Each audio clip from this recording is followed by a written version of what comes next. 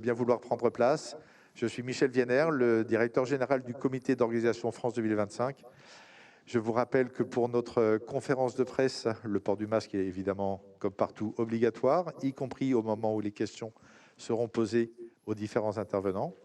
Nous serons en webconférence mondiale, puisque nous avons des journalistes qui nous suivent de l'Australie, de l'Angleterre, de différents pays du monde. Donc, nous aurons un temps d'échange prévu avec la presse à l'issue de la table ronde qui sera organisée juste après l'intervention de Monsieur le Premier ministre. Je vous remercie donc de bien vouloir prendre place. Nous allons commencer dans un instant.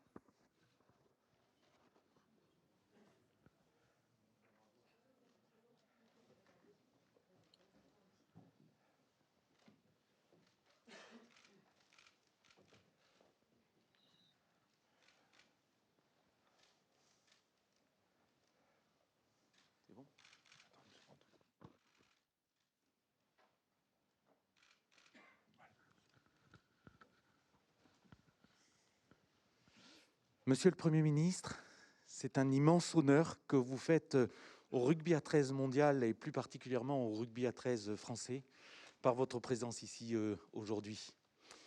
C'est avec une réelle émotion, sincère, que je tenais à vous remercier. Merci pour la confiance que vous nous témoignez et merci aussi de nous donner l'opportunité à notre sport de retrouver ses lettres de noblesse et de renouer avec son passé glorieux. Donc, avec une grande émotion, merci énormément de votre présence aujourd'hui. Merci. Monsieur le Premier ministre, Madame la Ministre, Mesdames et Messieurs, bonjour. Je suis Michel Vienner, le directeur du comité d'organisation de la Coupe du Monde France 2025.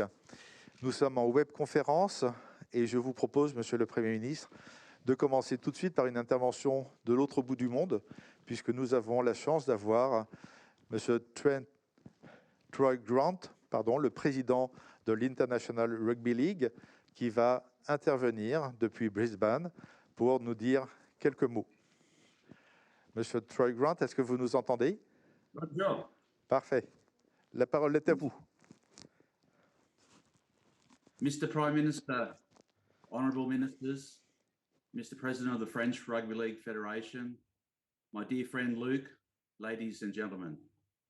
On behalf of International Rugby League and indeed on behalf of the entire rugby league world, it is my great honour and pleasure to confer hosting rights of the 17th Rugby League World Cup to France, the country that initiated our World Cup concept and its original host in 1954. The fact our World Cup will take place in and be such an integral part of this magnificent historic decade of sport in France only adds to its lustre and potential. This Rugby League World Cup will, of course, follow the Rugby Union World Cup in 2023 and the Summer Olympic Games in Paris in 2024, providing France and its sports-loving people with a unique opportunity to welcome the world within its borders in a concentrated period. We are particularly proud that our sport will shine a spotlight on communities of all sizes in every corner of this beautiful country, showcasing the colourful tapestry of French society and culture. Rugby League's place in this grand decade of sporting events is further proof that our sport, one that is enjoyed in almost 60 countries across all 5 continents by hundreds of thousands of players and fans, belongs side by side with the world's most iconic events. Can I express my sincere thanks and gratitude to the France 2025 bid team. They have worked tirelessly, professionally and swiftly to achieve the structure and plan that form the foundation of the 2025 World Cup project. We have total confidence in France to organise an unforgettable World Cup that will break new boundaries. Truly, 2025 will be a World Cup for all, as we introduce, in the glorious historic traditions of the French Republic, equality across all 4 events: men's, women's, wheelchair, and youth World Cups, all played simultaneously.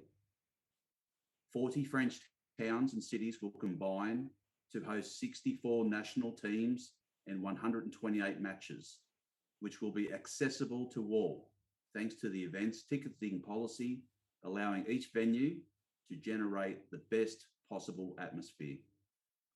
I would also like to place on record our thanks to the unfailing support of the French government, who have, at every step over the past 9 months, through negotiations and planning, have been supportive, imaginative, and truly collaborative. The sport and the event could not ask for a better partner. I sincerely thank you, Prime Minister. The International Rugby League will, of course, play a continuing supporting role for France 25 on the road to the event.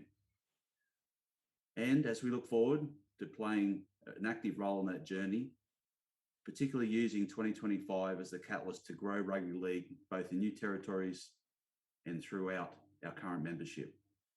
Seeing France increase its own capacity as one of the sport's premier nations is a core strategic objective for rugby league. And this event is just one part of that longer term project, yet possibly the most important one. In closing, and on behalf of the International Federation, its board of directors, its members, and on my personal behalf, the rugby league community wishes you all well for 2022, and of course, on our joint journey towards 2025. Thank you.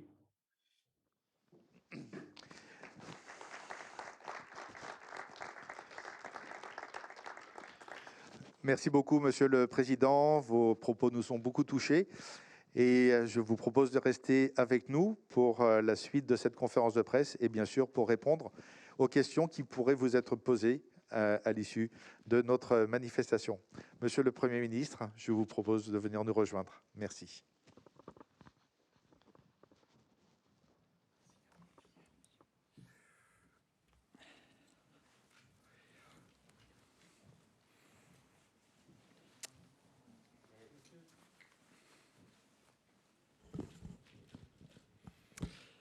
Très bien, Madame la ministre déléguée en charge des sports, très chère Roxana, Madame la présidente de l'Agence nationale de la cohésion des territoires, ma chère Caroline, chère Madame la députée, Monsieur le président de la Fédération française, Monsieur, je pense qu'il nous entend toujours, le président de la Fédération internationale, merci beaucoup pour les mots que vous avez prononcés auxquels j'ai été particulièrement sensible.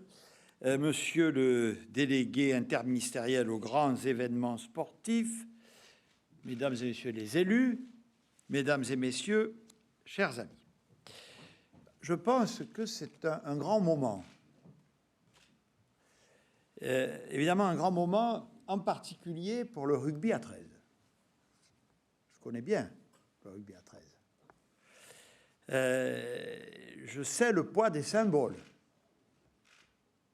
Et je comprends ce que vous ressentez, Monsieur le Président. Derrière vous, tous les pratiquants, les supporters de cette discipline. Il y a là un moment important, un moment historique, vous l'avez rappelé dans vos brefs propos introductifs, puisque, sans doute le savez-vous les uns et les autres, mais c'est en effet en France que la première idée d'une Coupe du Monde de rugby à 13 est née. c'était en 1934. À l'époque, l'idée c'était de faire se rencontrer la France, l'Angleterre, le Pays de Galles et l'Australie. Alors, ce beau projet n'a pas abouti, mais les promoteurs de ce sport étant déjà très tenaces, ils sont en particulier, je le dis, parvenus à survivre à l'interdiction de la discipline qui avait été prononcée par le funeste régime de Vichy. Et donc ce projet a cheminé et il sera repris par le président de la FFR, Paul Barrière, après-guerre. Et donc finalement, je parlais de ténacité, c'est en 1954, mesdames et messieurs, qu'a donc eu lieu en France la première édition de cette Coupe du Monde. On y retrouve les 4 nations que j'ai déjà citées, avec une poule unique, une finale au Parc des Princes. Bon, passons rapidement sur le fait que c'est la Grande-Bretagne qui a battu la France. En tout cas, il y avait quand même 30 000 spectateurs. Et nous aurons, la France, l'honneur d'organiser à nouveau cette compétition en 1972. Ça commence à compter. Il était temps que ça revienne chez nous. Puisque donc c'est désormais officiel, nous allons organiser la Coupe du Monde en France en 2025. J'y vois d'ailleurs un symbole, puisque finalement le retour du trophée Paul Barrière dans le pays fondateur de la compétition sera aussi l'occasion de célébrer le 130e anniversaire du rugby à 13, créé en 1895.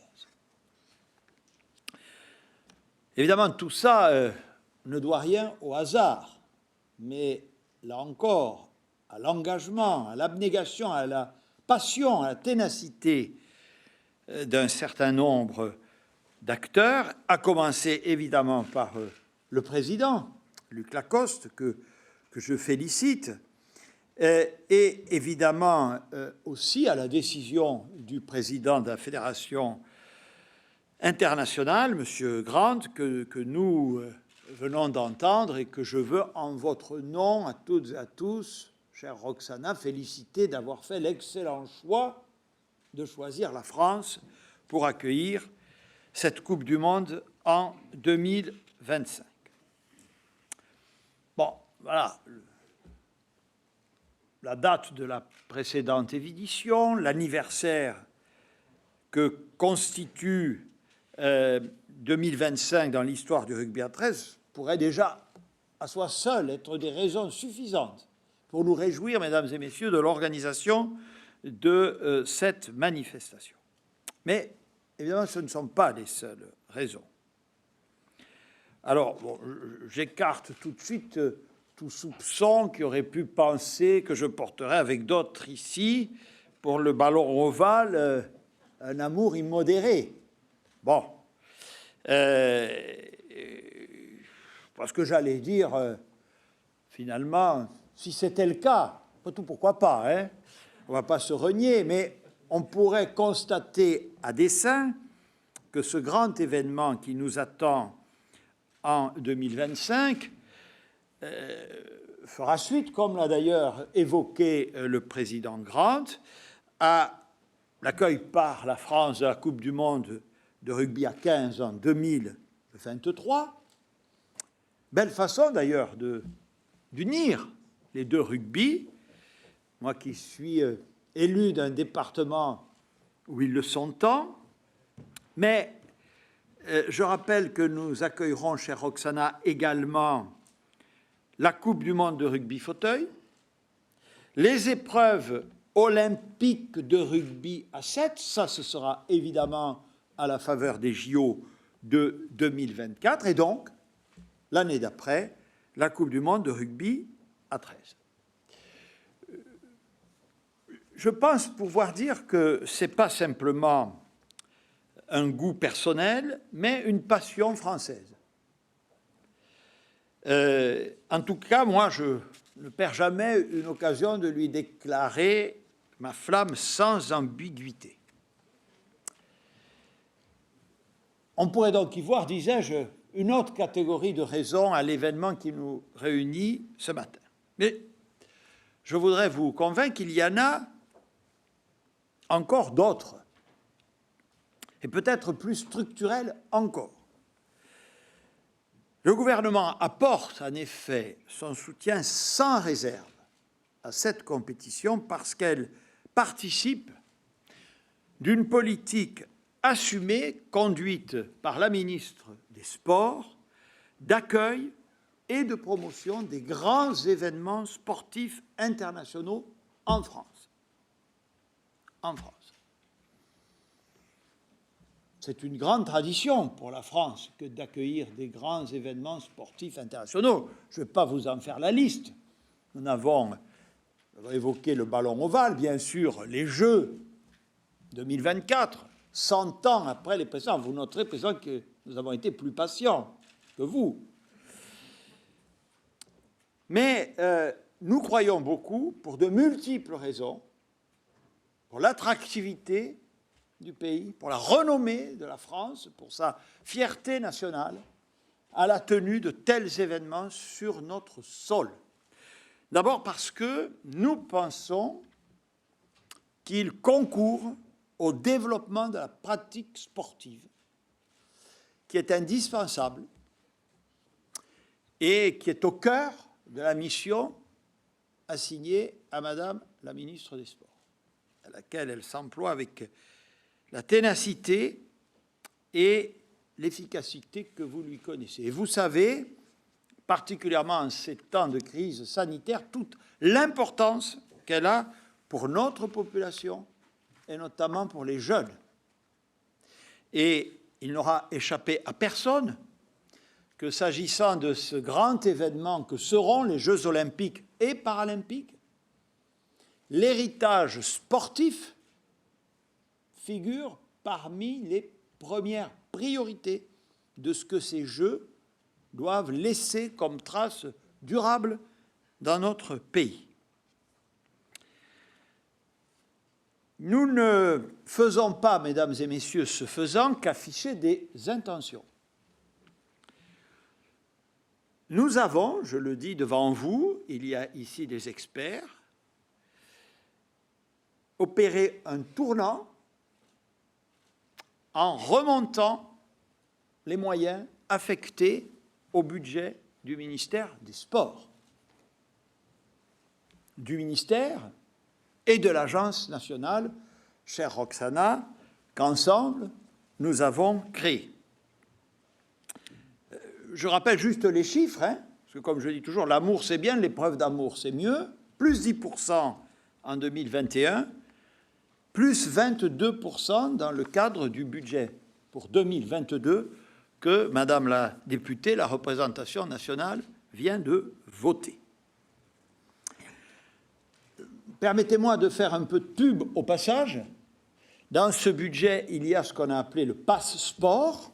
Beaucoup de collectivités s'étaient déjà engagées, avaient ouvert la voie en la matière, c'est-à-dire une aide directe ciblée sur les publics jeunes les plus défavorisés, lesquels on ne voudrait pas que l'achat d'une licence, l'achat d'équipements puisse être un obstacle pour entrer dans les pratiques sportives. Le dossier que nous avons préparé en amont avec le CNOSF et que la ministre a fait là aussi par sa ténacité aboutir, lancé donc tout récent, l'année dernière, mais nous l'avons doté cette année, en 2022, de crédits suffisants pour qu'il puisse se déployer. Et il faut absolument que, par ou grâce à ce passeport, Monsieur le Président, dans votre discipline comme dans toutes les autres, vous gagnez les adhérents et les sportifs. Tel est bien l'objectif. C'est le même objectif, mesdames et messieurs, que nous poursuivons aux côtés des collectivités territoriales en réinvestissant le champ des équipements sportifs. Il y a celui des pratiques, mais enfin, s'il n'y a pas de stade, s'il n'y a pas de terrain, s'il n'y a pas de piscine, il va y avoir un problème. Et on sait que nous avons beaucoup à faire en la matière. Je rappelle en particulier, ce n'est pas la seule illustration, mais que le président de la République a annoncé un plan additionnel de 200 millions d'euros sur 3 ans, qui sera porté par l'Agence nationale du sport, pour soutenir la construction ou la rénovation d'équipements sportifs. Là, nous ciblons, c'est le rôle de l'État, plutôt dans des quartiers politiques de la ville, ou au contraire, dans les zones dites de revitalisation rurale. C'est le rôle de l'État que de rééquilibrer des publics en difficulté d'une part, c'est le passeport, les territoires les plus, comme on dit, carencés d'autre part, c'est les aides aux investissements. Le sport, je le dis ici, aide à la cohésion sociale. Aide à la cohésion sociale. Pas une découverte, évidemment, pour celles et ceux qui sont réunis ce matin ici. Toutes les valeurs du sport confortent le pacte républicain. En foi de quoi, la République doit conforter le sport. C'est comme on dit, gagnant, gagnant. À côté des collectivités territoriales, dont je veux souligner, Madame la Présidente, le rôle essentiel en la matière, l'État entend jouer un rôle de moteur et d'incitation à la pratique du sport. Et je veux me réjouir devant vous, pour y avoir à l'époque apporté mon modeste écho, au fait que dans cette agence, au début, c'est normal, hein, tout ce qui est réforme, tout ce qui est changement, c'est regardé avec inquiétude, pour employer un mot suave. Bon, en fait, l'idée de faire travailler ensemble l'État, les collectivités territoriales, les fédérations, Monsieur le Président, est ce qu'on a appelé le monde de l'économie du sport, car il y a une économie du sport, Dieu merci, et nous entendons la promouvoir, la faciliter, l'encourager, la développer. Faire travailler tout ce monde ensemble, c'est sans doute exigeant. Il faut le décliner sur tous les territoires de la République, évidemment. C'est là que ça se passe, comme toujours. C'était un pari audacieux, mais je pense que c'est un pari en voie d'être gagné. Il fallait, bien entendu, que l'État, par l'entremise d'un ministre des Sports, prenne ses responsabilités et décide de réinvestir à sa manière. Il ne s'agit pas, je le répète, de revoir les règles de compétence depuis longtemps fixées par la décentralisation et donc la responsabilité, vous le savez, des collectivités locales en la matière. Non, l'État, encore une fois, l'aménagement du territoire, l'aide aux populations les plus en difficulté dans l'accès aux pratiques sportives.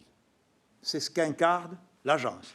À la fois le souci de travailler ensemble pour éviter les doublons, les incohérences, et la volonté particulière pour l'État de trouver les angles morts et de réparer les déséquilibres.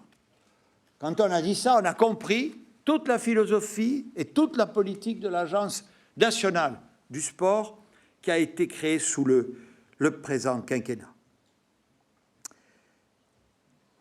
Et d'ailleurs, j'insiste auprès de vous, évoquant les enjeux territoriaux, sur le fait que le soutien par l'État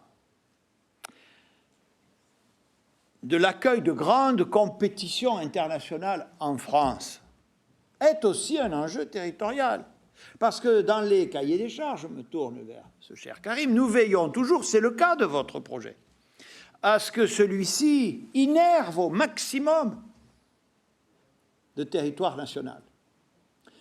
Dans les lieux historiques, évidemment, de la pratique de la discipline concernée. Mais vous devez aussi avoir, et on doit vous accompagner, vous servir du levier de la nature d'une Coupe du Monde pour conquérir de nouveaux publics, séduire de nouveaux territoires.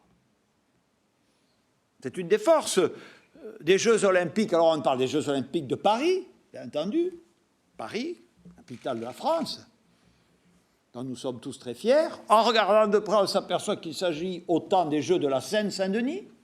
Et puis nous avons beaucoup veillé à ce que par toute une série de manifestations, on a appelé ça terre de jeu, mais pas seulement, les Jeux Olympiques de Paris sont en fait ceux de la France, y compris, j'en profite pour vous le rappeler, ultramarine. Et de ce point de vue-là, la Coupe du monde de rugby à 13 est exemplaire, puisqu'elle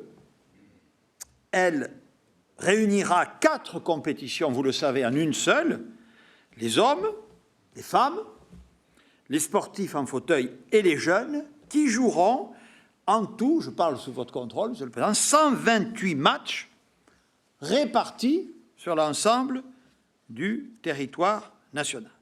Je voudrais également souligner le fait, ou plutôt l'engagement des organisateurs, à ce que, ça aussi nous y veillons beaucoup, pour toutes les compétitions internationales accueillies sur le territoire national, à ce que, donc, disais-je, les tarifs soient attractifs.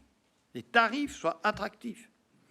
Notamment pour que les populations proches des villes organisatrices puissent assister aisément, quel que soit leur niveau de ressources, aux épreuves. Alors, je vous le dis, chers amis trésistes, il faut revendiquer, plus qu'espérer, faire en sorte que, eh bien, cette Coupe du monde crée des vocations nouvelles, accroisse les pratiques, apporte un supplément de motivation à ceux qui sont déjà engagés dans cette discipline, et aussi, je le dis au passage, chaque fois, pour tout, nous stimule pour atteindre les sommets. Bon, ce n'est pas des sportifs. Quand on joue à domicile, il faut essayer de gagner le plus possible. Ben oui, je l'ai dit aussi pour les Jeux Olympiques. Je me répète, vous m'en excuserez. Organiser des grands événements sportifs internationaux chez nous, ça doit être un motif de fierté nationale. Ça doit être un motif de fierté nationale. Voilà. Alors, vous voyez, cher Président, l'objectif que je vous assigne, parce que là, la chose est entre vos mains. L'État peut vous aider sur beaucoup de choses, mais il faut que vous preniez cette affaire très au sérieux. Voilà. Et je sais que vous le ferez. Mes chers amis,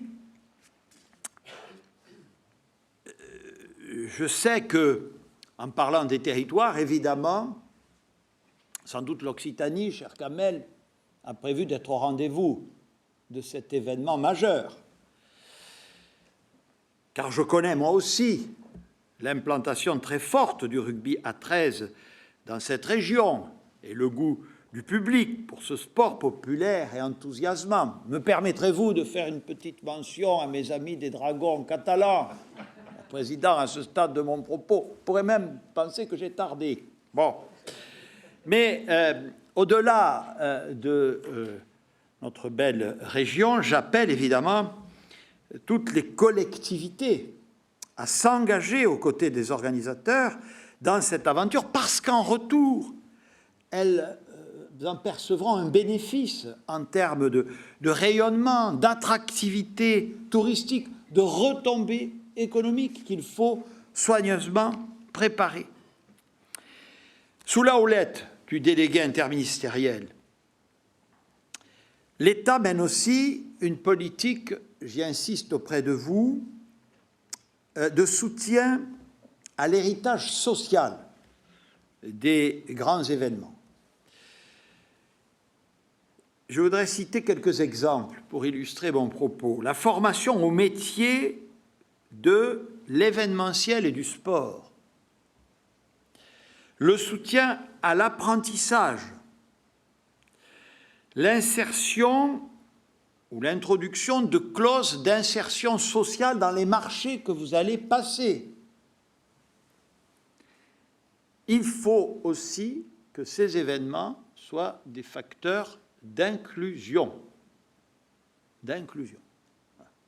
On l'a vu pour des manifestations d'importance encore plus significative, mais vous pouvez aussi trouver des leviers en ce qui vous concerne. Évidemment, nous avons été très exigeants, par exemple, pour les Jeux olympiques et paralympiques, pour que tous les travaux qui vont être engagés à ce titre puissent bénéficier à des jeunes ou des moins jeunes, comme on dit pudiquement, éloignés du marché de l'emploi, en tout cas qui rencontrent des difficultés d'insertion sociale et professionnelle. Et finalement, ce faisant, Monsieur le Président, je sais que vous pensez comme moi, nous ne ferons que rejoindre la finalité première du sport.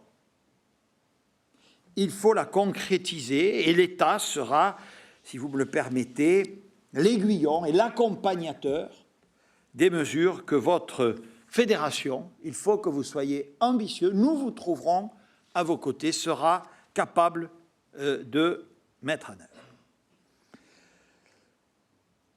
Tout un programme, mesdames et messieurs, le plus dur commence, ai-je envie de dire. Le plus dur commence parce que c'est un challenge.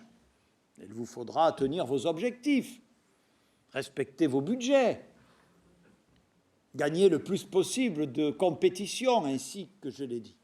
Mais c'est un formidable voyage que vous commencez aujourd'hui, pour votre discipline, bien sûr. Nous voulons aussi la soutenir à travers l'accueil de cet événement dans notre pays. Mais ayez bien conscience que, comme je l'ai indiqué, cela va bien au-delà. Les enjeux sont sportifs, les enjeux sont économiques, les enjeux sont sociaux, voire sociétaux. Vous avez en ce sens un mandat qui est large, une responsabilité qui est forte. Mais je connais nos amis trésistes. Je faisais tout à l'heure allusion à leur opiniâtreté, à leur combativité, qui est dans leur gène, finalement. Là, vous avez un beau défi, et je suis certain, mes chers amis, que vous le relèverez pour votre sport et pour la France. Merci beaucoup.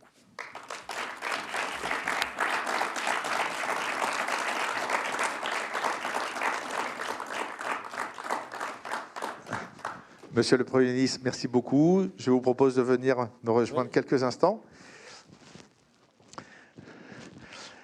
Vous nous avez témoigné d'une marque de confiance à laquelle nous sommes évidemment particulièrement sensibles, et vous pouvez être sûr de l'engagement de l'ensemble de la fédération et du comité d'organisation pour tenir toutes ces belles promesses, ces promesses d'un événement magique, d'un événement particulièrement inclusif, d'un événement très original avec ces 4 compétitions en une, un événement qui va contribuer à la cohésion des territoires avec 40 villes hôtes, 50 villes camps de base, donc près de 100 villes au total qui vont vivre cette Coupe du Monde en 2025. Et nous sommes non seulement heureux et fiers, mais nous sommes, je pense, particulièrement conscients de la responsabilité qui nous incombe, et vous pouvez avoir totale confiance en nous. Mais une Coupe du Monde, c'est aussi évidemment un grand moment pour tous les sportifs. C'est un grand moment qui est symbolisé par un trophée, et il nous a semblé utile, important, symbolique également, de pouvoir vous présenter ce trophée aujourd'hui. Et je vous invite, Monsieur le Premier ministre, Madame la ministre des Sports, Monsieur le secrétaire général de l'IRL, Monsieur le président de la Fédération, à me rejoindre. Et je crois que nous avons une belle surprise qui vous attend sur notre gauche.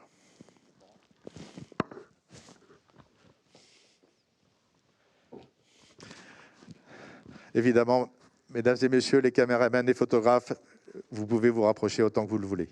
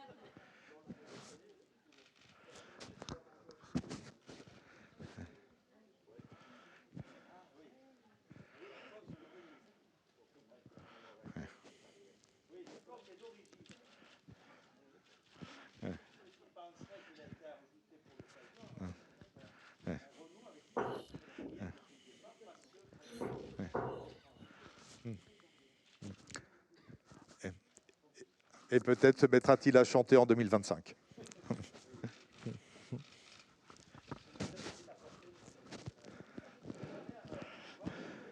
Alors, le trophée pèse 16 kilos.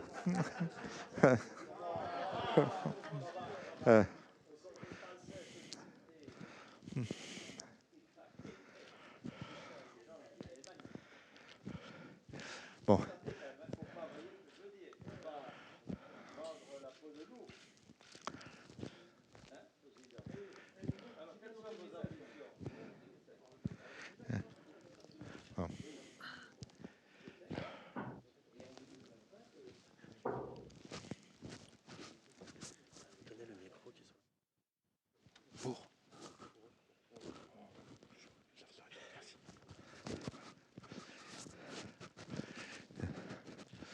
Monsieur le Premier ministre, je sais que vous avez un emploi du temps particulièrement chargé et nous vous remercions très sincèrement pour le temps que vous nous avez accordé ce matin. Je vous propose, si les photos sont terminées, que nous puissions maintenant passer à la table ronde qui va suivre cette présentation.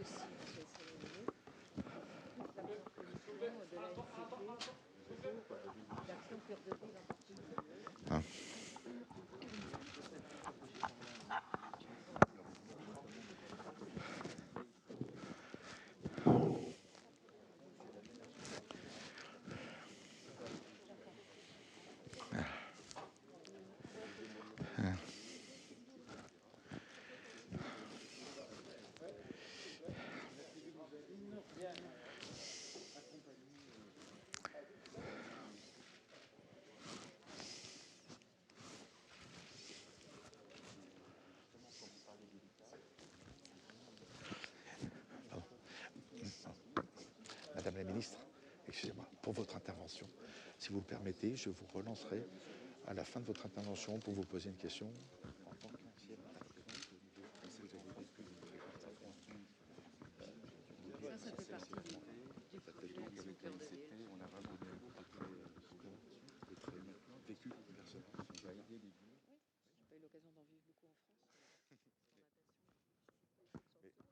Mais c'est comme ça que je vous ai vu pour la première fois à la télé.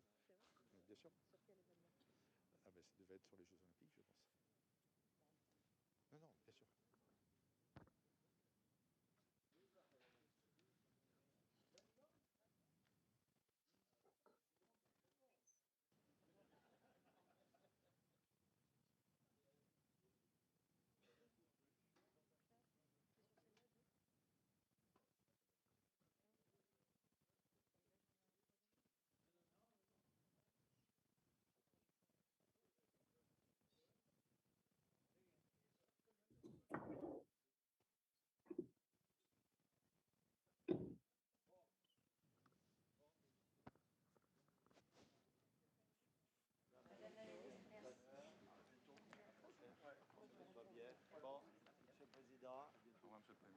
Monsieur le Premier ministre, merci beaucoup.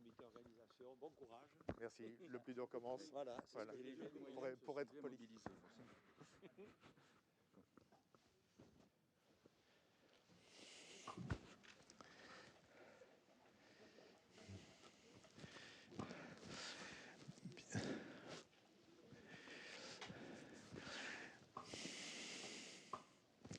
Bien, je vous propose maintenant de vous présenter les grands enjeux et les grandes promesses de notre Coupe du Monde 2025. Pour cela, nous avons le plaisir de vous proposer de participer à une petite table ronde qui va vous permettre de comprendre les enjeux sportifs, économiques, de cohésion territoriale, d'emploi, bref, le cahier des charges que le Premier ministre vient de nous fixer. Et donc, j'appelle à me rejoindre autour de ces tables Caroline Cayeux, présidente du programme Cœur de Ville, mais aussi et surtout présidente de l'ANCT, l'Association nationale de la cohésion des territoires. Thierry Teboul, directeur général de l'AFDAS, l'opérateur de compétences qui va nous parler des questions d'emploi. Évidemment, Luc Lacoste, président de la Fédération sur les aspects sportifs. Kamel Chibli, vice-président de la région Occitanie, qui a eu droit à tous les honneurs du Premier ministre, mais qui va aussi intervenir au titre de l'Association des régions de France et pas donc uniquement du territoire occitan. Claire Rabès, directrice générale du GIE France Sport Expertise, qui va nous évoquer tous les enjeux pour l'industrie du sport en France. Et je vous propose que nous commencions cette table ronde. Luc Lacoste, on va peut-être commencer par vous. Le Premier ministre vous a confié un certain nombre de responsabilités liées à la capacité de la fédération à organiser cette compétition et puis, au-delà, à assurer les résultats des équipes de France pendant la Coupe du Monde 2025.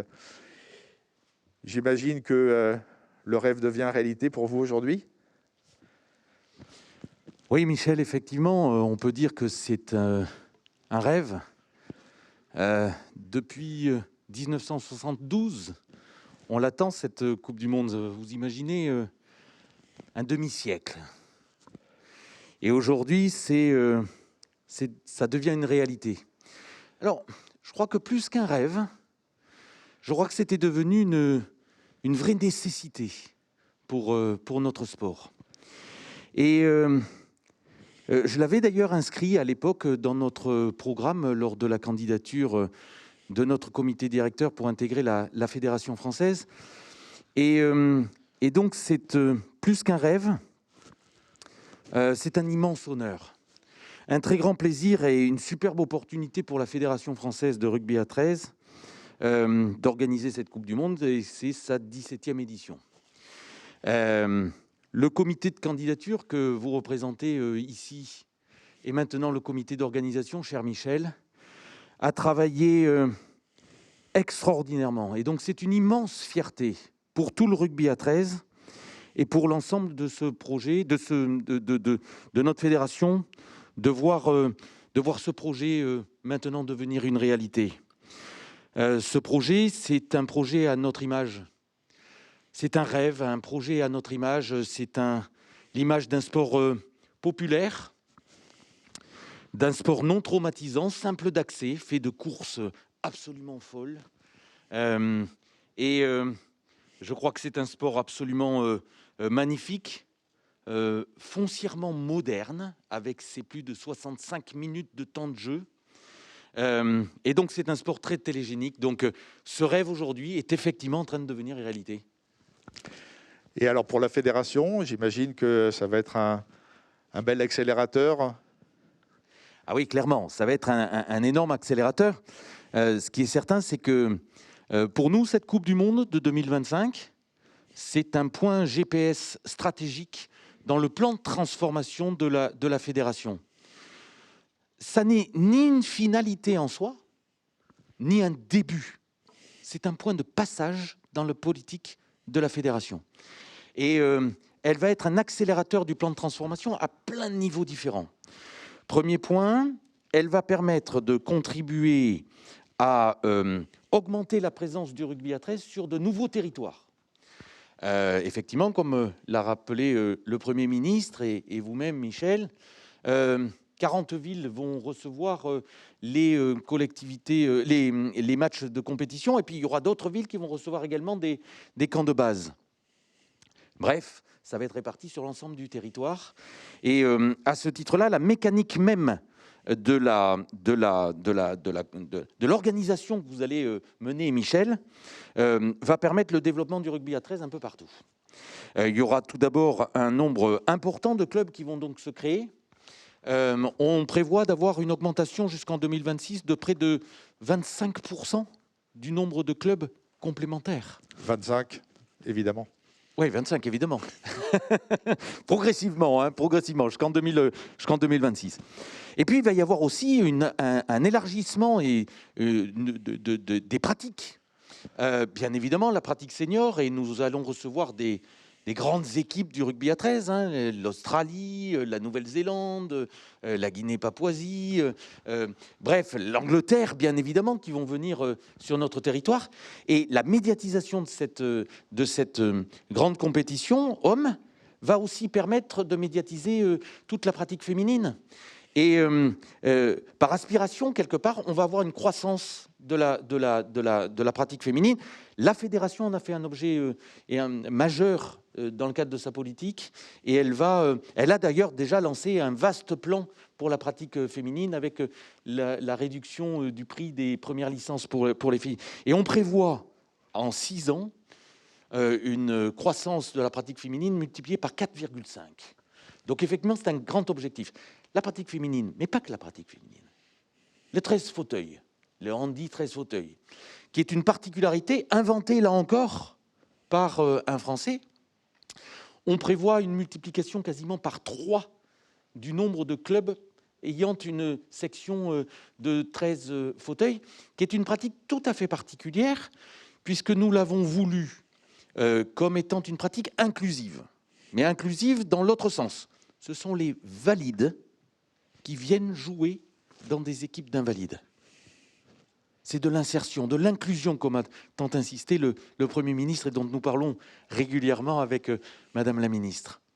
Donc là aussi, c'est une vraie croissance. Et puis bien évidemment les jeunes, parce que cette Coupe du Monde va entraîner par les héros que l'on va voir sur les antennes, plus qu'on ne les voit actuellement, va entraîner des croissances en termes d'écoles de rugby, équipes de U15, U17, U19.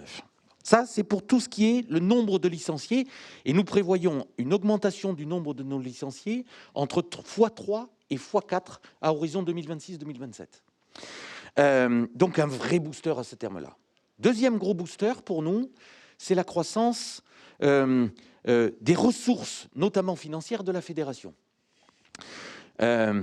Par les sponsors qui, après la merveilleuse annonce organisée par vous-même, Michel, aujourd'hui, les sponsors vont arriver forcément entre 2022 et 2025, puis il va y avoir la Coupe du Monde, et puis après, continueront. Donc les sponsors, bien évidemment, par la croissance du nombre de nos licenciés. Les licenciés, ça représente une ressource financière très importante dans nos fédérations. Et donc la croissance naturelle du nombre de licenciés va apporter des ressources complémentaires. Mais également, comme je l'ai dit, la croissance des engagements des clubs dans les compétitions. Lorsqu'un club s'engage dans une compétition, il paye un droit d'engagement. Et donc tout ça, ce sont des revenus complémentaires pour la fédération, sans parler bien évidemment du merchandising, puisque pour nous, France 2025 et les équipes de France, on en a 4 qui seront qualifiés pour cette Coupe du Monde, on a forcément une démarche merchandising très importante à côté de nos clubs, et les clubs seront des relais là-dessus. Il y aura bien évidemment, mais on en parlera encore tout à l'heure, également un apport conséquent en termes de ressources humaines. La fédération, en fonction de ses besoins, pourra bénéficier de jeunes en alternance qui viendront la rejoindre. Et je tiens à préciser que, et c'est toute la genèse de cette Coupe du Monde, c'est que les territoires vont en profiter et les organes déconcentrés de notre fédération pourront également avoir accès à des jeunes en alternance dans les métiers du sport ou les autres métiers, le marketing, le commercial, les finances. Donc je parle des clubs, bien sûr, des ligues, des comités qui pourront pouvoir en bénéficier, devront avoir des engagements en termes de création d'écoles de rugby et autres. Donc oui, clairement, c'est un apport fabuleux pour la fédération. Et je crois que depuis 1 an, il est clairement en train de se passer quelque chose dans le rugby à 13 français. Et cette Coupe du Monde, après les Dragons catalans, les remarquables succès de nos clubs, la Coupe du Monde que nous allons faire en 2022 en Angleterre, avec tous les matchs internationaux, on en a fait en 2021, qui ont eu plus d'1,1 million de téléspectateurs, et puis les nouveaux matchs internationaux qu'on prévoit au courant de 2022, et maintenant, l'organisation de la prochaine Coupe du Monde, c'est un phare extraordinaire sur notre fédération, et longue vie à France 2025. Merci beaucoup, Michel. Merci, Luc. Kamel Chibli, vous êtes occitan, donc le rugby à 13 vous tient, j'imagine, particulièrement à cœur, mais vous êtes aussi là pour représenter Carole Delga, présidente de l'Association des régions de France, qui ne peut malheureusement pas être parmi nous ce matin.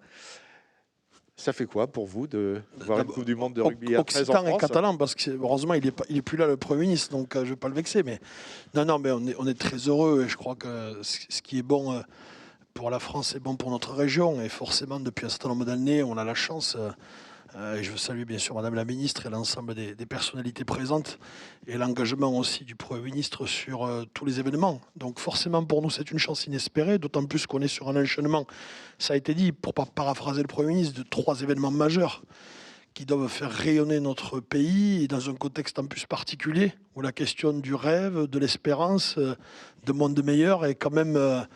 je dirais, est animé par chacun d'entre nous. On attend ce moment, on attend ces moments qui vont nous faire vibrer, parce que le contexte est particulier pour le sport, on le sait.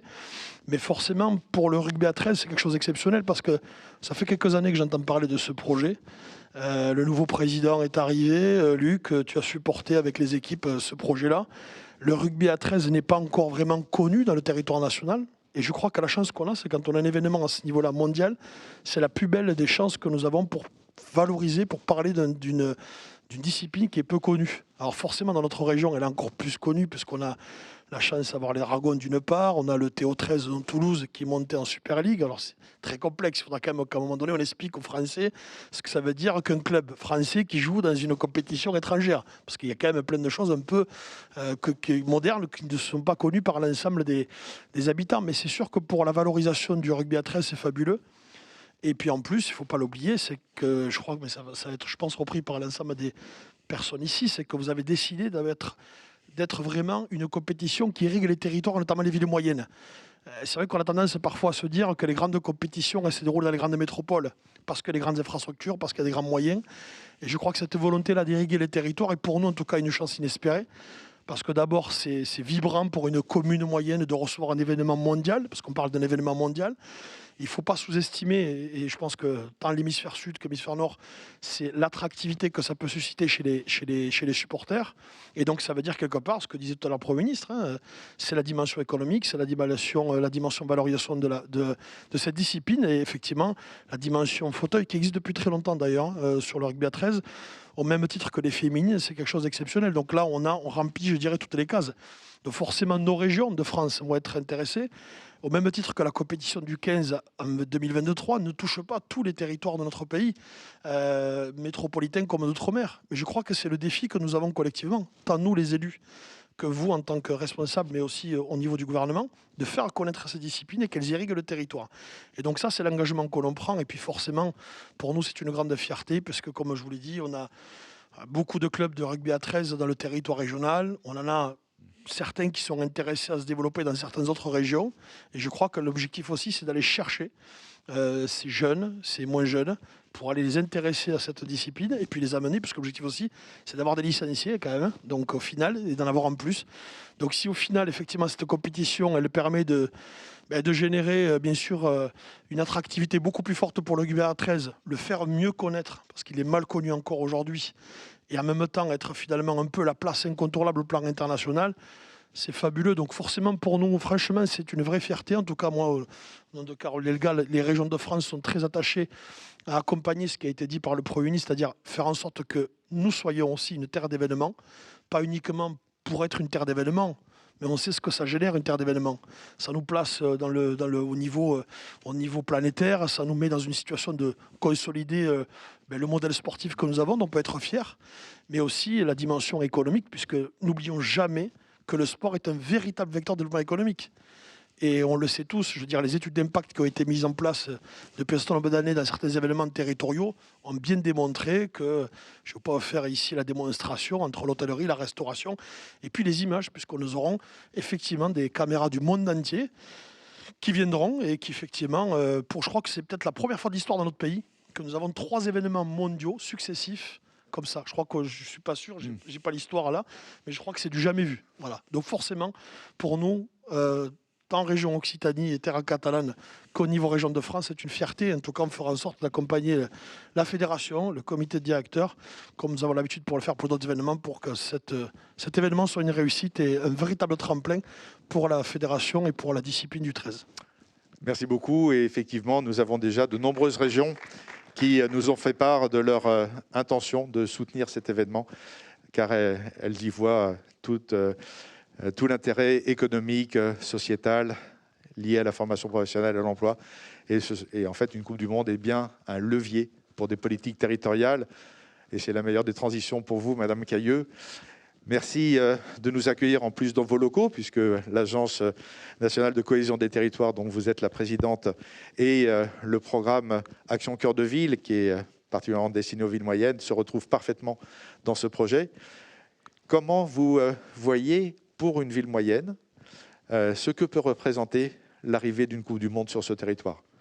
Alors, merci de nous avoir associés à cette grande fête du sport. Je voudrais saluer Madame la Ministre et tous ceux qui m'entourent ici ce matin et vous dire que l'Agence de cohésion des territoires que j'ai l'honneur de présider a un certain nombre de programmes. Et c'est à l'intérieur des compétences de l'agence que de gérer le programme Action Cœur de Ville, qui concerne 232 villes en France, 232 villes moyennes, c'est-à-dire entre 10 000 et 100 000 habitants. Et je pense que mettre un phare sur ces villes moyennes, c'est intéressant à plusieurs titres. D'abord parce que aujourd'hui, les Français les regardent d'une manière différente, ces villes moyennes. Je dirais depuis 2-3 ans, peut-être d'une manière un peu plus aiguë depuis la crise sanitaire, il y a eu un certain nombre d'études qui ont été faites, qui ont montré, des études qui ont été faites avec l'agence et la Banque des territoires, montrant toute l'attractivité pour les Français de ces villes moyennes. Alors les mettre sous le feu de la rampe demain avec, en 2025, cette compétition mondiale, c'est une double reconnaissance pour elle, puisque on est peut-être souvent habitué à ce que ce soit des grandes métropoles qui soient les lieux de rencontre de ces compétitions internationales. Et là, mettre un focus sur des villes moyennes, c'est très important et c'est une très belle reconnaissance. Donc oui, on est fiers que le programme Action Cœur de Ville ait ce partenariat avec la fédération du rugby à 13.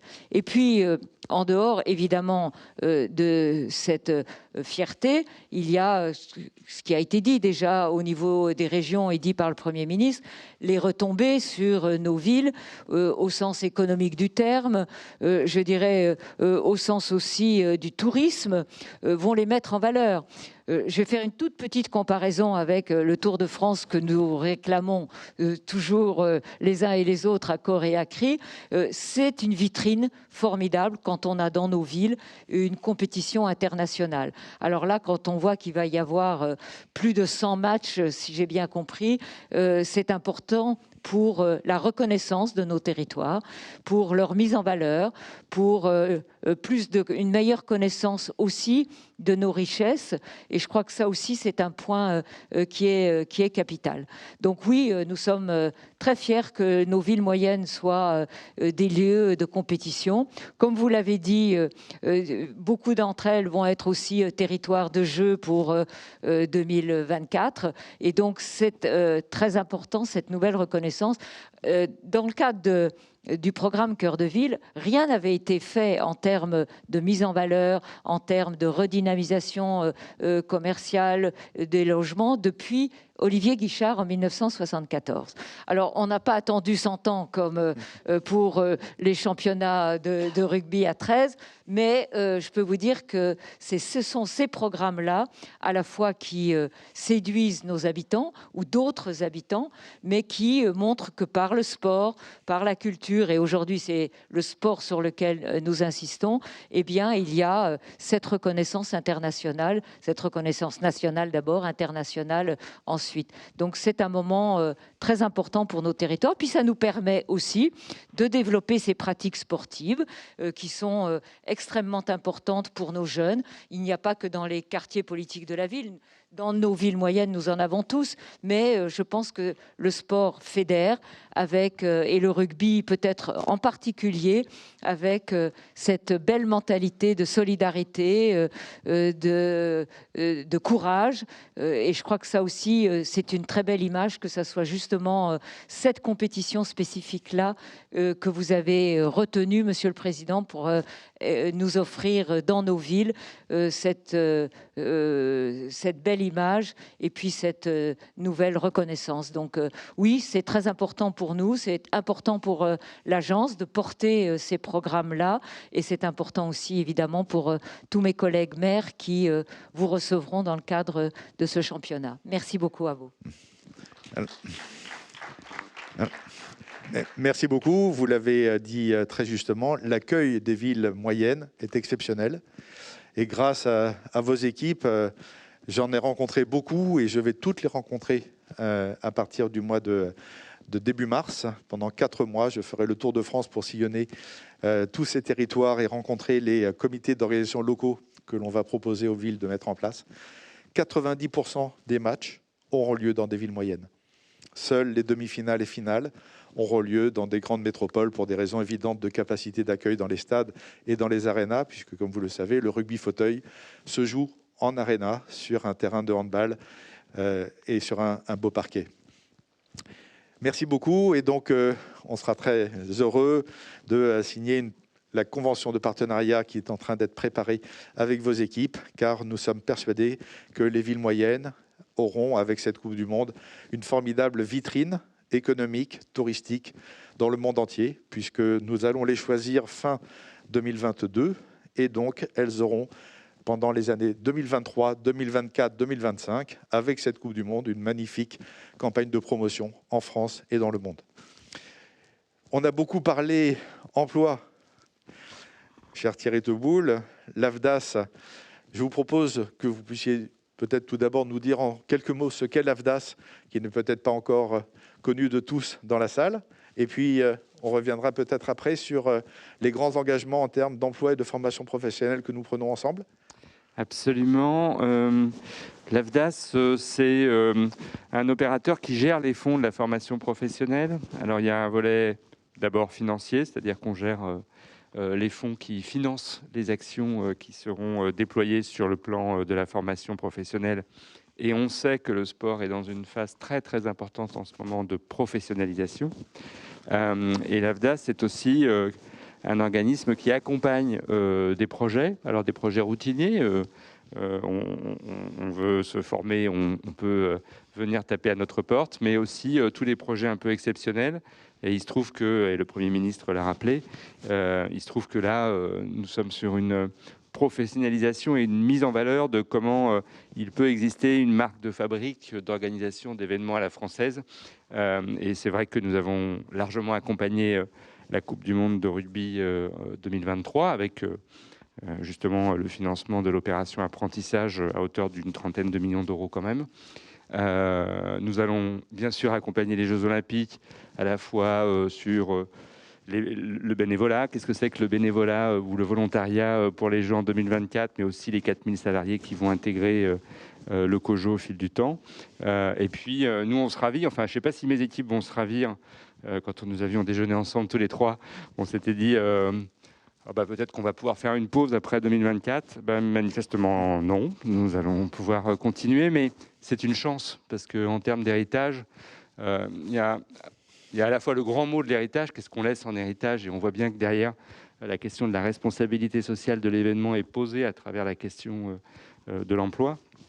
Mais pour nous, c'est aussi une forme d'héritage. C'est-à-dire que nous aurons appris de 2023, nous aurons appris de 2024, et vous allez pleinement bénéficier, je pense, de tout ce que nous aurons réussi à faire en 2025.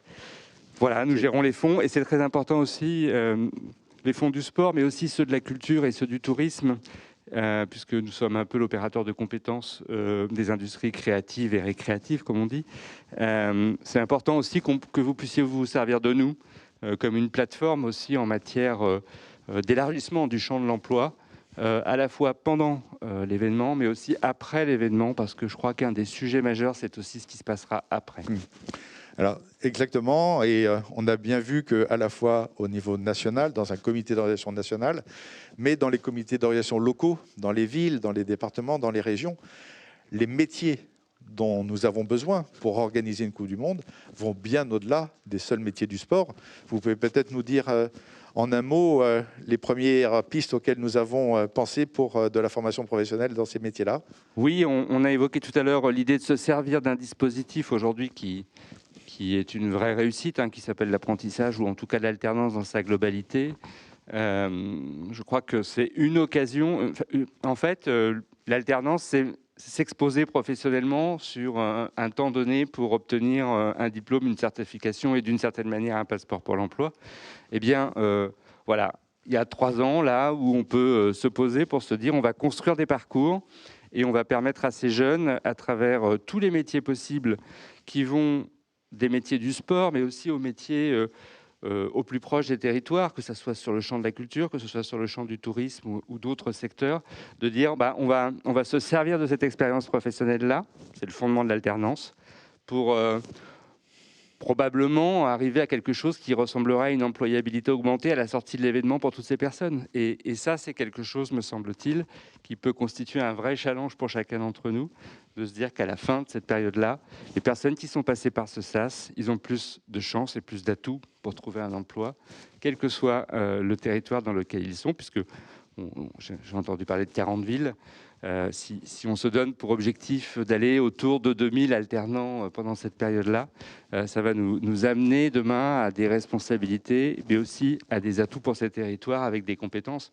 Et les compétences, elles ne doivent pas fuir les territoires, elles doivent s'ancrer dans les territoires. Et il me semble très important qu'on puisse vous accompagner sur ce terrain-là.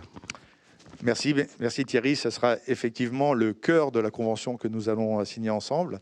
Et je sais que Carrie Mérida et toute la DIGES est très attentive, et elle a parfaitement raison, à l'héritage d'une telle Coupe du Monde. L'héritage, si nous pouvons avoir 2000 jeunes en alternance sur 3 années, l'année 2023-2024, l'année 2024-2025 et l'année 2025-2026, 3 années durant lesquelles les jeunes auront une expérience en alternance exceptionnelle, parce qu'ils vont vivre les métiers du marketing, ils vont vivre les métiers de l'organisation, ils vont vivre les métiers de la communication, ils vont vivre les métiers de la finance, bref, tous les métiers de l'entreprise dans lesquels on souhaite qu'ils puissent bénéficier, avec cette expérience France 2025, du plus beau des passeports professionnels et des plus belles cartes de visite. On rejoint, Claire Rabès, évidemment, tout le sujet de l'économie du sport en France, des entreprises qui la font vivre. Vous êtes la directrice générale de ce GIE. Qu'est-ce que les entreprises du sport en France peuvent attendre de l'arrivée d'une Coupe du Monde dans notre pays ? Eh bien, déjà, merci. Et je me permets d'excuser Claude Revel, présidente du groupement d'intérêt économique France Sport Expertise. Elle aurait aimé rebondir, j'en suis sûre, sur les propos du Premier ministre, sur le fait qu'il existe réellement une filière de l'économie du sport avec des entreprises, ce qui a été rappelé évidemment, et notamment par l'emploi, et on sera ravis d'y travailler. Aujourd'hui, la filière en France, peut-être quelques chiffres globaux pour repérer, c'est 77 milliards d'euros de chiffre d'affaires pour 113 000 entreprises et 330 000 emplois de manière très diverse sur le BTP, la restauration, évidemment la billetterie, l'événementiel, mais aussi la sécurité, secteurs sur lesquels évidemment on travaille en ce moment pour l'ensemble de ces grands événements sportifs internationaux. on est ravis, effectivement, nous aussi, d'avoir l'ensemble de ces événements qui arrivent et surtout cette Coupe du Monde qui arrive post-2024 où on sait qu'il faudra, et Madame la Ministre, je sais, y est excessivement attentive, justement promouvoir les événements après les Jeux Olympiques et Paralympiques. C'est pour ça qu'on est ravis et on est ravis aussi d'avoir pu justement être comme l'ensemble des acteurs ici que sont évidemment la Fédération, les villes et l'AFDAS en l'occurrence, et puis évidemment Région de France, d'être là très en amont aussi. Et c'est aussi ce qui, ces dernières années, a fait la spécificité de la politique française du sport, je crois, en France. C'est qu'effectivement, on a réussi à mettre l'ensemble de ces acteurs autour de la table et le monde économique en fait partie. Le GIE France Sport Expertise a été créé dans cette dynamique-là aussi pour qu'effectivement, on soit un acteur privé solide pour travailler aux côtés des autres acteurs en France et évidemment avec une vocation que nous avons à l'international de gagner des marchés. Et c'est pour ça qu'effectivement, ce genre d'événement que l'on a sur notre marché domestique en France nous permet de gagner des références, donc évidemment des marchés, mais de montrer notre savoir-faire avec une véritable vitrine que nous utilisons à l'international. Et c'est pour ça qu'on sera évidemment ravis de travailler, et on le disait tout à l'heure, sur les cahiers des charges qui ont permis de retenir les villes et qui vont permettre justement d'avoir toutes ces candidatures de villes moyennes aussi sur toute la compétition. Et puis par ailleurs, les cahiers des charges pour les entreprises, pour qu'on puisse monter en compétence sur les normes sociétales du sport, que l'on pourra évidemment ensuite, encore une fois, utiliser comme levier à l'international de compétitivité. Parce qu'effectivement, l'économie du sport est une économie extrêmement concurrentielle. Et c'est pour ça qu'on vous félicite encore une nouvelle fois pour, dans la concurrence aussi des pays hôtes, d'avoir obtenu France 2025. On en est en tout cas ravis et on espère qu'on pourra travailler justement à tous les leviers de la commande publique pour renforcer notre économie du sport en France. Merci Claire. Je peux témoigner, Madame la Ministre, de l'importance d'avoir structuré ainsi toutes les entreprises du secteur et pour avoir travaillé depuis plusieurs mois avec le GIE et avec ces entreprises qui nous accompagnent dès à présent. On n'a pas attendu d'être dans la dernière ligne droite pour travailler avec ces entreprises qui nous apportent énormément à travers leurs expériences, leurs compétences, leur regard aiguisé sur notre modèle. Et nous travaillons déjà avec de nombreuses entreprises du GIE et c'est important à la fois de les associer pour qu'elles puissent sur leur carte de visite promouvoir leur savoir-faire et un savoir-faire presque made in France, à la fois pour les événements en France évidemment, mais aussi pour aller conquérir ces marchés à l'international. Merci à vous tous, c'était très riche, très dense. Et évidemment, dans quelques minutes, dès que nous passerons aux questions-réponses avec la presse, vous pouvez être questionné et répondre aux questions des journalistes. Juste avant, je vous propose d'écouter un autre témoignage, puisqu'on me signale que quelqu'un d'autre en Australie a l'intention d'intervenir quelques instants. Je crois que c'est une figure emblématique du sport. Je crois que c'est un ancien joueur de légende du rugby à 13. Je crois également qu'il est l'entraîneur de l'un des plus grands clubs professionnels au monde. Et je crois et je sais qu'il accompagne la fédération au titre des différentes équipes de France. Trent Robinson, est-ce que vous êtes avec nous? Oui, je vous entends. Magnifique. Alors, merci Michel. Lors de la prochaine Coupe du Monde en France, c'est non seulement un privilège mais un grand honneur pour la famille de rugby à 13 mondial. C'est également une grande fierté de faire connaître ou redécouvrir notre jeu parfois méconnu du grand public français. Le rugby à 13, c'est target de valeurs riches, d'une véritable culture, d'un style de jeu dynamique et d'une grande combativité. L'Australie, à l'instar des autres nations en compétition, est extrêmement enjouée d'avoir l'opportunité de concourir sur une terre riche d'histoire et de culture. Nous sommes également fiers de porter dans cette Coupe du Monde de la diversité dans les matchs et dans la compétition avec les 4 domaines de rugby à 13 dignement représentés. Je vous remercie et allez les Bleus.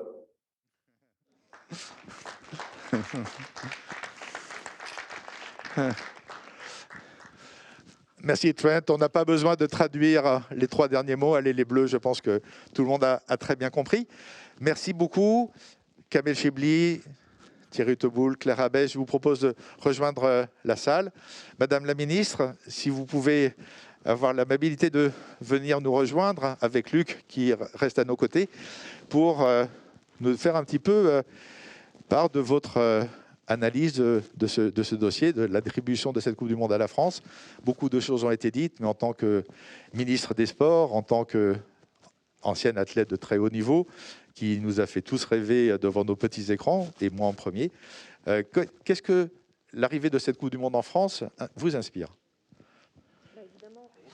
En tant qu'ancienne athlète, aujourd'hui ministre des Sports, je connais l'importance d'avoir de grands événements dans son pays. Quand on est un champion, un joueur professionnel, une joueuse professionnelle de rugby à 13, c'est important d'avoir ces événements chez soi pour pouvoir faire connaître sa passion à d'autres, pour pouvoir faire connaître aussi la passion que vit tout un territoire, spécifiquement en France, à d'autres territoires en France. Et c'est pas anodin qu'on soit ici au ministère de la Cohésion des Territoires. C'est un peu l'objectif recherché, et c'est pleinement l'objectif recherché lorsque, comme l'a dit le Premier ministre tout à l'heure, on a mis en place cette gouvernance partagée du sport au sein de l'Agence nationale du sport. C'était pour accompagner plus et mieux le monde des fédérations vers l'autonomie et aujourd'hui vers vraiment prendre en main son destin.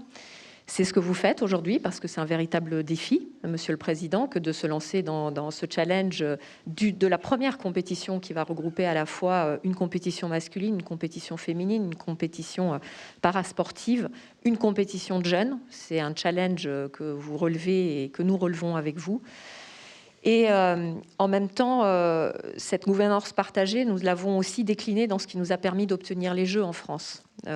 Le comité sportif français à l'international que nous avons fait revivre récemment, il y a maintenant quelques mois, auquel nous avons donné un nom anglais, sexy, pour justement essayer d'aller chercher aussi ce type de marché, ce type aussi de responsabilité à l'international, la French Sport Touch, que nous avons officiellement remis d'aplomb, et qui va permettre aujourd'hui, vous l'avez compris, de parler au territoire, de parler plus aux collectivités, comme vous souhaitez le faire au travers de cette compétition majeure, puisque l'objectif aussi du sport, assumé, affirmé, c'est d'aller animer plus les territoires, de les faire vivre, de les revitaliser, de parler beaucoup plus de tourisme sportif aujourd'hui, de tourisme sportif à l'intérieur de la France, mais aussi d'attractivité de ces territoires pour les personnes qui viennent de l'étranger et qui viendront en France grâce au sport et qui resteront en France plus que la durée de la compétition pour pouvoir découvrir la richesse de nos territoires.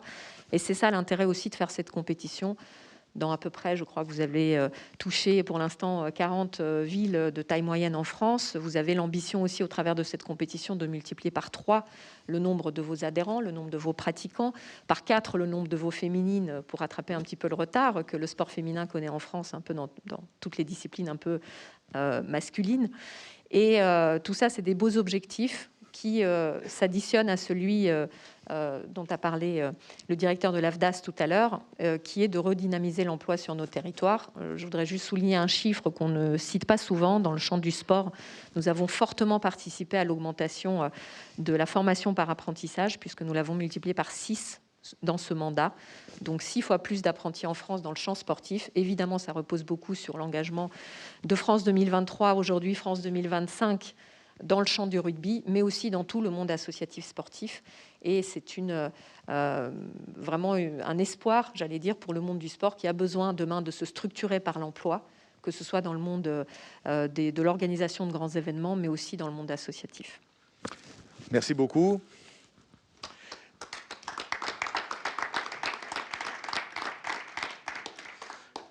Madame la ministre, Luc, Monsieur Troy Grant, depuis Brisbane, nous sommes évidemment maintenant à la disposition des journalistes, qu'ils soient dans la salle ou qu'ils soient à distance à travers le dispositif de webconférence pour répondre à vos questions.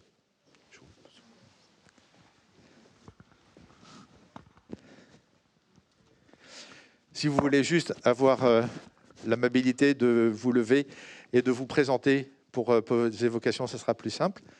Qui veut se lancer?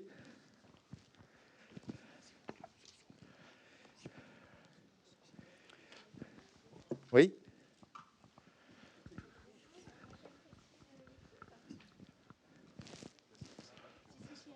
Bonjour à tous. Merci de prendre ma question. Rachel Préti de l'équipe. Est-ce que vous pouvez nous donner une idée du budget et comment il sera financé, s'il vous plaît? Alors, nous sommes sur un budget de 59 millions d'euros, dont plus de 70% de fonds privés et donc un peu plus de 25% de fonds publics pour le financement de l'ensemble de la compétition, mais aussi évidemment des 3 années de préparation.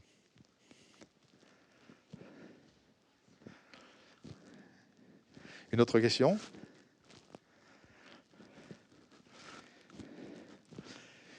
Alors Pierre Pélissier qui gère les questions qui remontent de la webconférence. Il y a peut-être des questions qui viennent soit des journalistes français qui n'ont pas pu se rendre physiquement aujourd'hui sur place ou des journalistes qui sont à l'étranger. Tout à fait. On a une question de Yann Leborn de la Press Association qui demande s'il y a des chances que des matchs se jouent à Paris et si à ce stade, on sait à quel stade de la compétition ils se joueront. Alors, c'est une question qui a déjà été ouverte évidemment avec la ville de Paris.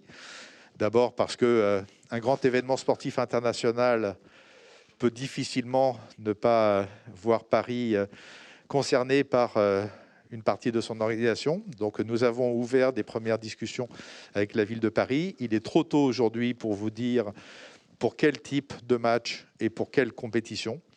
Je peux juste vous dire que Paris sera évidemment concerné et que Paris fera partie du Tour de France de l'ensemble des villes que je serai amené à rencontrer de mars à juin.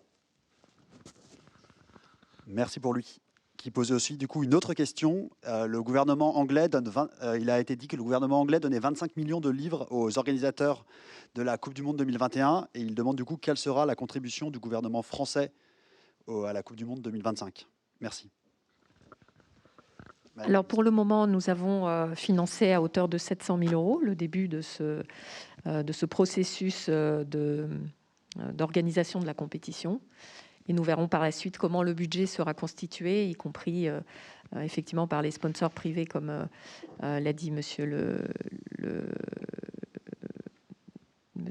directeur du conseil, du comité d'organisation, et effectivement aussi l'engagement des territoires, des différentes régions, départements, villes qui seront à même d'accueillir ces compétitions. Et comme les comparaisons sont toujours difficiles, on ne peut pas évidemment comparer les 21 millions du gouvernement anglais aux 700 000 euros que vient d'évoquer la ministre. Dans l'appui de l'État, il y a aussi tout l'appui indirect à travers le plan de formation que nous allons monter avec l'AFDAS, le plan de formation professionnelle. Il y a les moyens logistiques, les moyens d'accueil en termes de sécurité au moment des compétitions.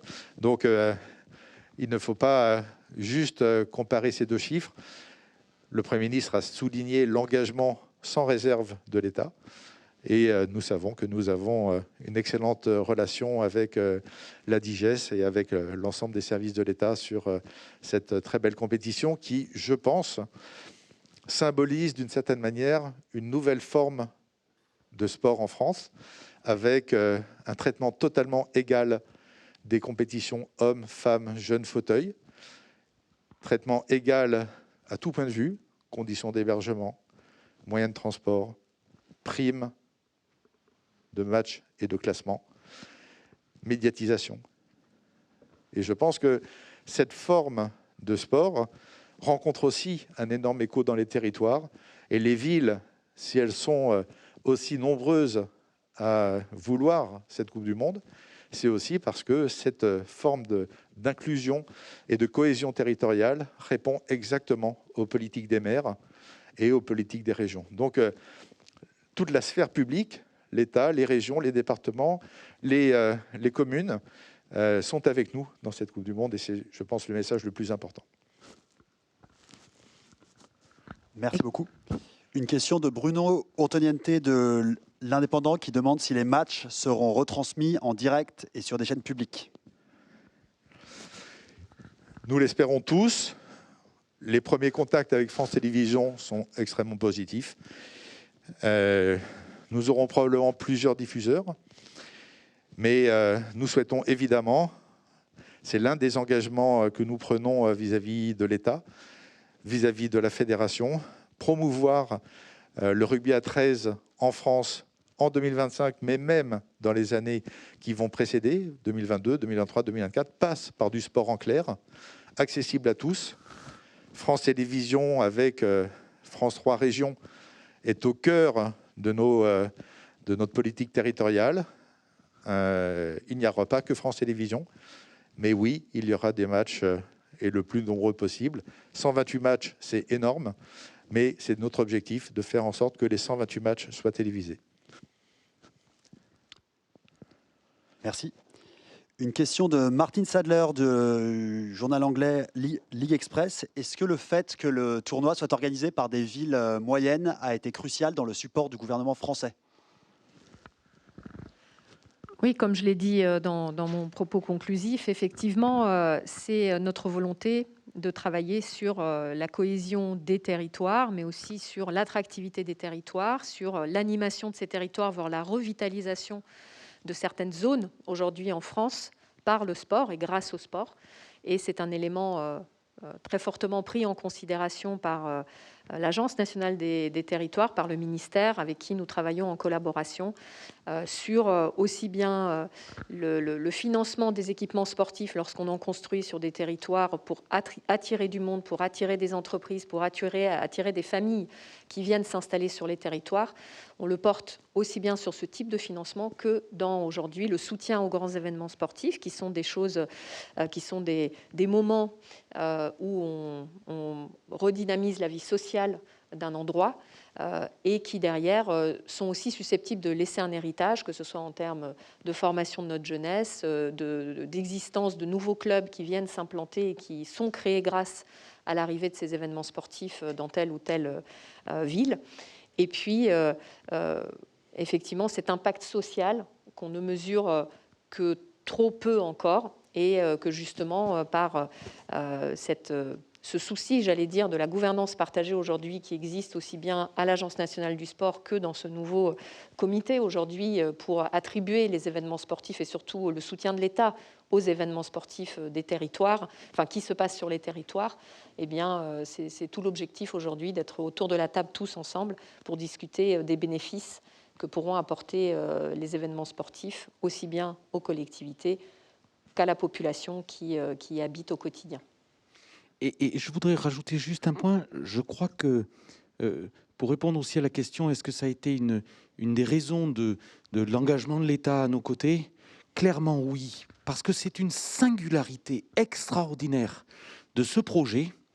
Après des grands projets que seront France 2023, Paris 2024, il était indispensable de trouver une singularité à notre projet.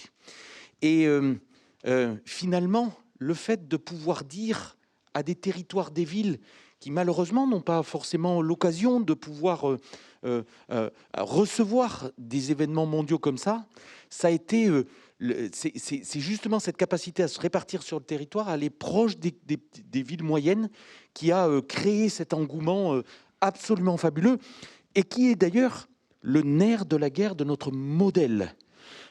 Comme ce sont des gens qui, en plus, n'ont pas forcément accès aux grands événements mondiaux, quand ils en ont un, ils le prennent à pleines dents ou à pleine main.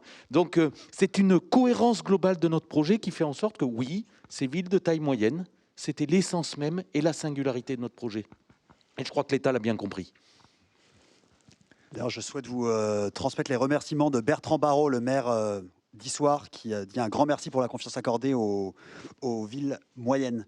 J'enchaîne sur la question d'Elio Bono de France Info, qui demande si vous avez une idée de la date à laquelle la liste officielle des villes hautes sera arrêtée. Alors la date, au sens d'une date de calendrier, c'est un petit peu tôt. La période, oui. Comme je l'ai dit, le premier semestre sera l'occasion de rencontrer toutes les villes pour discuter de leurs projets. L'idée, ce n'est pas qu'elles s'approprient notre projet, c'est qu'elles en fassent leur projet. Il y a des villes qui ont des enjeux économiques, des villes qui ont des enjeux d'emploi des jeunes, des villes qui ont des enjeux d'attractivité touristique, des villes qui ont des enjeux sportifs. Chaque ville aura son comité d'organisation qui réunira des acteurs publics et privés et qui va monter son projet territorial. Nous allons signer des contrats territoriaux avec chacune de ces villes. On pense qu'une fois qu'on aura fait le tour des villes, on aura un besoin de cohérence. Pourquoi ? La RSE, dont on n'a pas pu beaucoup parler ce matin, est au cœur de notre projet, la réduction des émissions carbone, un événement totalement bas carbone, avec des distances courtes, des moyens de transport propres, font que nous aurons besoin d'avoir des poules homogènes, avec des distances courtes, pour que les équipes passent d'une ville à l'autre pour disputer les matchs de qualification. Donc on aura besoin de mettre sur une carte de France l'ensemble des projets des villes pour voir comment nous pouvons organiser cela de la meilleure des manières. Ça sera notre travail de l'été.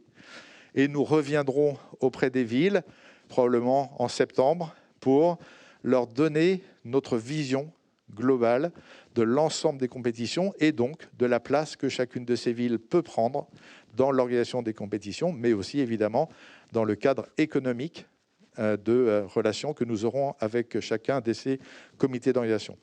Et nous reviendrons ensuite vers l'État, probablement en octobre, novembre, pour présenter l'ensemble de la cartographie de ces 4 compétitions et que l'on puisse voir comment on peut passer à l'étape suivante. Et ça, ce sera donc en fin d'année. Donc on peut considérer que la liste définitive des villes organisatrices sera prête fin 2022. Merci. 2 questions de journalistes anglais, à la fois Steve Mascord pour rugbyleaguehub.com ainsi que Yann Leborn pour Press Association, qui reviennent sur les propos du Premier ministre au sujet du régime de Vichy et vis-à-vis du rugby à 13, et qui demandent si l'organisation de la Coupe du Monde de rugby 2025 en France est une manière de réparer quelque part les fautes du passé ou de réhabiliter ce jeu. Écoutez, l'important, c'est l'avenir, essentiellement l'avenir. Oui, le rugby à 13 en France a un passé compliqué, mais c'est peut-être aussi tout ce qui fait que nous sommes des lutteurs, que nous nous engageons et que nous ne lâchons jamais rien. Nous, en tout cas, au sein de la Fédération française, nous sommes clairement tournés vers l'avenir. Alors, ça ne veut pas dire qu'il ne faut pas connaître notre histoire. Ça ne veut pas dire qu'il faut la renier. Non, non, il s'est passé ce qu'il s'est passé. Mais bon, voilà, c'est de nos ambitions que naîtront nos résultats. Ce n'est pas en se tournant vers le passé.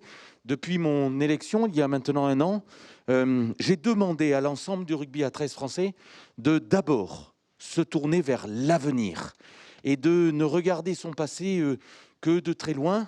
Il faut effectivement maintenant se tourner définitivement vers ce qu'est France 2025, c'est-à-dire la nouvelle opportunité pour notre rugby de se développer et pas trop regarder dans le rétroviseur. En tout cas, moi, généralement, je conduis en regardant un peu dans le rétroviseur, hein, mais je regarde surtout le pare-brise et ce qui se passe devant. Et d'ailleurs, on peut considérer que Vichy le fait aussi. Oui. Elle n'a pas les yeux tournés vers cette période funeste de l'histoire, puisqu'elle est parmi les villes candidates à l'accueil de la Coupe du Monde 2025. Donc, elle aussi, elle est tournée vers l'avenir et pas vers le passé. On a d'ailleurs 2 clubs qui sont créés à Vichy cette année, complémentaires. Une question pour le président de l'IRL, M. Troy Grant, de la part de M. Stephen Brady du journal anglais League Express. Monsieur Grant, je crois que c'était votre idée originelle de mettre en place un groupe de travail pour examiner la possibilité d'une Coupe du Monde en France. Ça avait fait suite à différentes consultation que vous aviez menée avec des spécialistes du rugby à 13 en France. Est-ce que, en tant que président de l'IRL, vous pensez que cette Coupe du Monde de rugby en France en 2025 permettra aussi la renommée et la prospérité et du jeu à 13 et de la Coupe du Monde à 13? Merci. Without question, when I joined the International Rugby League board, the overwhelming sentiment that was passed on to me to make sure I discharged my duties as a director on the board was to do all I could to reinvigorate rugby league and the sport in France, given how vital the history of France has been to rugby league, but more importantly about the enormous potential that France has to make rugby league as great a game as it can be and to help it realise its potential.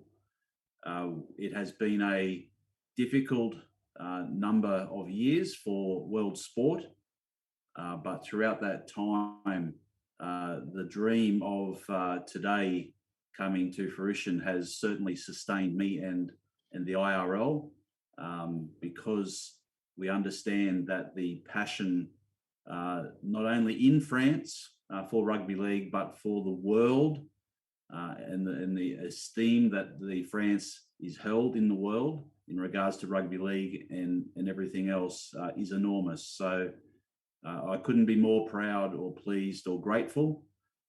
In Australia, where I live, Trent Robinson is an esteemed and admired and remarkable contributor to rugby league, not only as a coach, but as a mentor, and his role with the French rugby league, I think will be critical in their growth and development. He has, with Luc Lacosse's arrival, given new life to French rugby league, which we're very grateful for. But others who have spent from Australia a lot of time in France, coaches or administrators and players, every one of them, like Wayne Bennett, Michael Maguire, Shane Richardson, Blake Solly from South Sydney, implored me to make sure that I did all I could to help France achieve and arrive at a situation like we have today. But why we are here is all down to Luke and Michelle and the brilliant bid team. And we wouldn't be here today without the magnificent support of the French government, for which we are internally grateful. Merci, Monsieur le Président. Encore une question de Guy Carter du Sun, toujours pour vous. Êtes-vous surpris que le rugby à 13 ne soit pas un sport plus important en France? Et si oui, pourquoi pensez-vous que c'est le cas?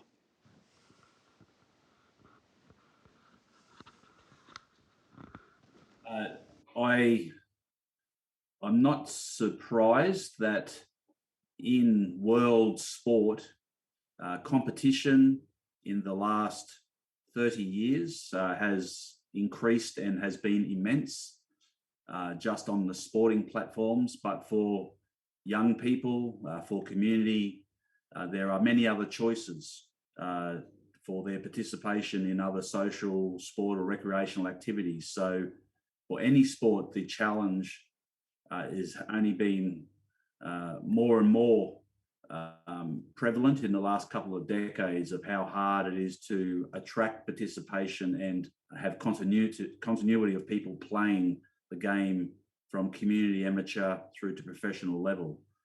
The secret always to a successful sport is in the strong administration and connectivity to community that sports have. And I know that that will be a great strength of the French World Cup because it has strength in the administrators led by Luke. It has strength in the professional guidance Trent Robinson and the coaches and players in France will bring. And the connectivity to community, not just in one community, but across regions and also in major cities, I think will stand it in good stead. And there may have been some missed opportunities in the past, but there will be no missed opportunities into the future. Merci. Une question qui sera peut-être la dernière de Olivier Hélard de Newstank Sport. Pouvez-vous, s'il vous plaît, nous rappeler la couverture de l'événement sur le territoire? Dépasse-t-elle le clivage sud-nord du rugby à 15? Oui, dès à présent, et je l'espère encore plus demain, car je pense que l'annonce par le Premier ministre et Troy Grant de l'attribution à la France de cette Coupe du Monde va susciter de nouvelles envies, de nouvelles candidatures. Mais nous avons déjà des villes de toute la France, pas simplement au sud de la Loire, pas simplement dans l'Occitanie, pas simplement dans les Pyrénées-Orientales. Nous avons évidemment des villes dans la quasi-totalité des régions. Nous avons des villes des Hauts-de-France, des villes de Normandie, des villes de Bretagne qui sont passionnées à l'idée de faire découvrir ce sport à leur population, qui sont aussi évidemment passionnés à l'idée d'accueillir des milliers et des milliers de supporters anglais, du Royaume-Uni en général, mais aussi d'Australie, mais aussi de Nouvelle-Zélande, du monde entier, puisqu'il y a, comme le rappelait Troy Grant tout à l'heure, près de 60 pays dans le monde, sur les 5 continents qui ont des fédérations, et comme on va accueillir 64 sélections nationales, on espère évidemment avoir des sélections de tous les pays, de tous ces pays qui vont pouvoir remporter les phases qualificatives. Et donc, je pense que l'idée de faire vivre, comme le disait très fortement Caroline Cayeux et Kamel Chibli tout à l'heure, ce sport dans des villes qui ne connaissent pas aujourd'hui les grands événements, attire des villes comme Besançon, comme Arras, comme Beauvais, qui ne sont pas du tout des villes de rugby à 13, qui ne sont pas du tout des villes de rugby, mais qui sont passionnés à l'idée de faire découvrir ce sport dans les conditions que je viens d'exprimer. Donc oui, nous sommes sûrs que nous aurons beaucoup de territoires concernés. Je l'espère, toutes les régions de France vont pouvoir participer à cette fête. Merci. Dernière question du coup. Combien de supporters sont attendus autour de la Coupe du Monde de rugby à 13? Et d'après vous, quelle sera la part de supporters étrangers? Alors, dans nos estimations que nous avons travaillé avec nos amis anglais de la Coupe du Monde qui aura lieu l'année prochaine, donc en Angleterre, en regardant également tout ce qui a été fait par nos amis de France 2023 sur l'accueil de la Coupe du Monde de rugby à 15 dans notre pays, en regardant également ce que des experts du secteur, les grands voyagistes, par exemple, peuvent nous apporter comme expérience. Nous estimons qu'il y aura environ 30 à 35% de visiteurs étrangers, d'acheteurs de billets étrangers, donc environ 70% de billets vendus en France. Et nous estimons aujourd'hui, alors tant que les villes ne sont pas choisies, évidemment les stades ne le sont pas, mais dans nos projections, nous visons environ 820 000 billets vendus dans l'ensemble des stades et des arénas partout en France.